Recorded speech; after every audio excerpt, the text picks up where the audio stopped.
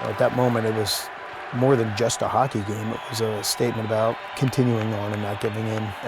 You could kind of feel it build. I think the special moments were the ones that were a little bit off script that you didn't know that were coming. We were going through a lot. Things were a little crazy, and I had a picture of Chief Downey in my locker. I decided to bring my helmet down. It just seems like to me that that's the staple of a fireman. That's what people recognize. In my mind, I just thought it'd be a nice gesture to salute him for the man he was, the leader that he was, the friend that he was to all of us, because unfortunately Chief Downey was still missing. So I thought, hey, we're gonna go to the Garden. They're gonna line us up next to the Rangers, or they're gonna line us up next to Buffalo. I'll put my helmet on and people will see. Messier came out with no helmet on, and I said, I'm gonna skate over and give Messier my helmet and see if he'll wear it. He couldn't have been more gracious when I got there. I told him how important Chief Downey was to us and his legacy in the fire department, and that it would mean a lot to us and the families if he could wear it for a short time and celebrate him and celebrate the effort that was going on down here, the rescue effort. The rest is history, you know?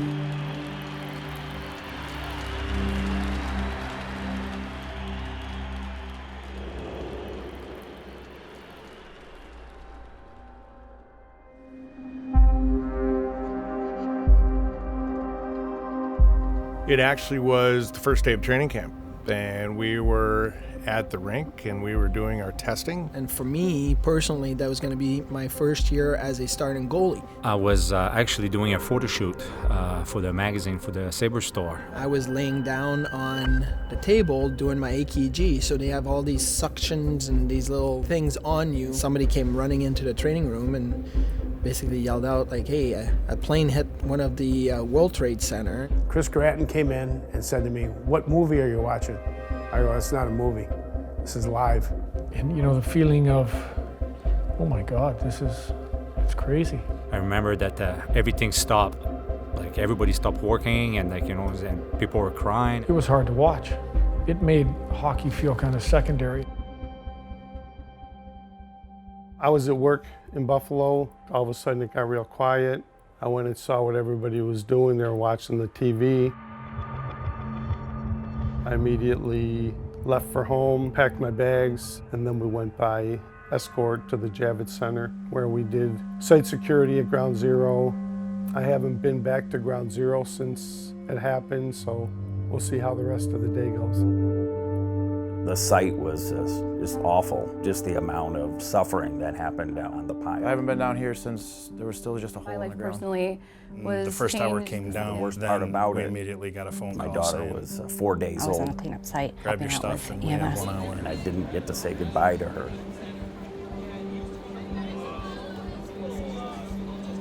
Western New York Heroes is a local grassroots veterans nonprofit organization to offer financial support to those who served in our military. I would have to say my goal with this trip is to have people that were maybe a little bit afraid to come back down and to face what they had seen upon their arrival here, and maybe make it a little bit easier and healing. You know, I think it's good to come down here to remember what it was I served for, and you know, my friends who never came back home and served for.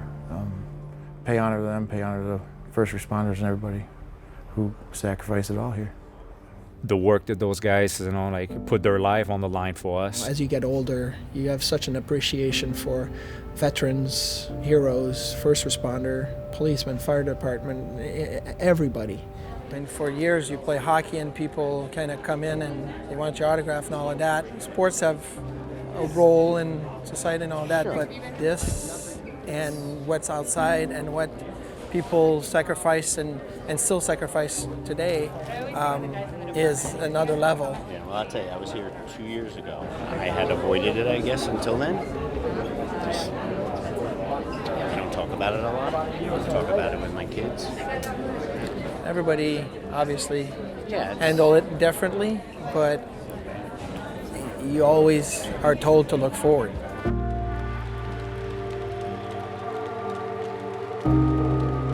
Tonight, more than at any time in our lives, we are proud to be New Yorkers. And now welcome fellow New Yorkers, the Buffalo Sabres.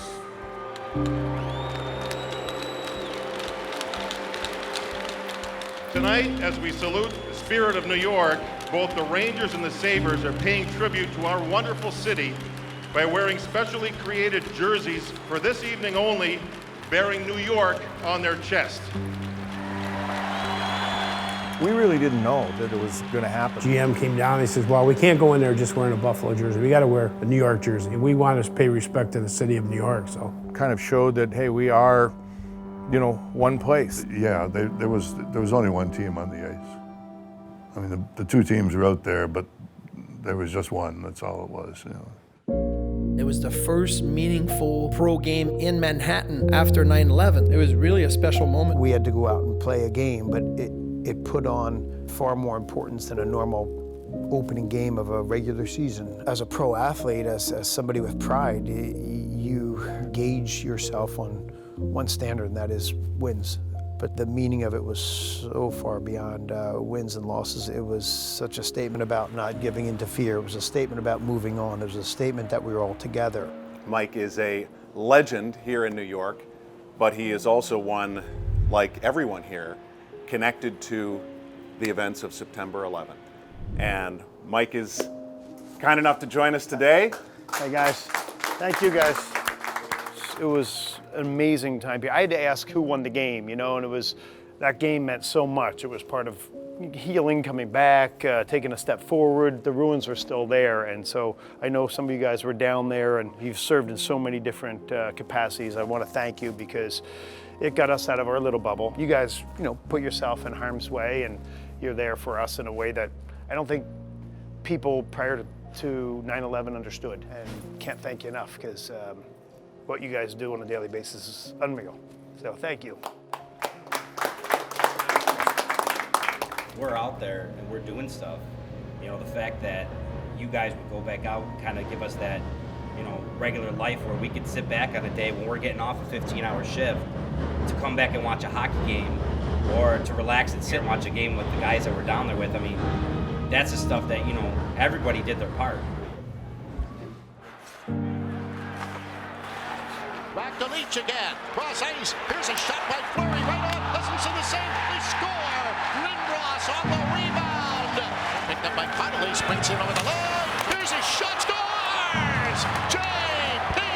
Dumont follows up on the play. Rifles in. I'll tell you the truth, like, I'm not gonna lie to you, like, I really don't remember that goal. It was not a hockey game. It was just like, you know, like one nation coming out together, and it was unbelievable, but I don't remember much about the game. I don't really even recall the game. I know we played, but at the time, it didn't seem like winning was important.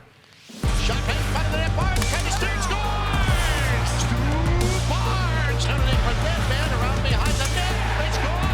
Connolly to Dumont. There's another Ricky the second rebound. It's such an odd combo where the game itself had such meaning, but the normal day-to-day of the game was meaningless in comparison to what it represented. It's left back there. The shot. They score! Just as time expired. It was a game for the people. It wasn't a game for the league or the players. It was for the people. Back to Shipnick with a shot. Deflected in front of the rebound. Backhand scores! Kozlov! You know, the fans were just so excited, I think, to be at something and participating and getting back to their normal everyday. It's never going to be the same energy and the same feeling that it was that night. I mean, it was highest volume I've ever heard in my life. Just importance on that game, no matter what the outcome of the game was. I didn't remember that there was an overtime game as well. If it would have ended in a tie, it could have stayed a tie. Nothing gained, nothing lost. And racing after it, Dumont and over the line to Brian Leach. Dumont and over the line. Leach took a shot. It scores! And the Rangers win it in overtime. You know, whether we won or lost that game, it's just about the fact that, hey, this is what life was like normally before it happened, and the fact that this is still here shows that we're all going to get through it.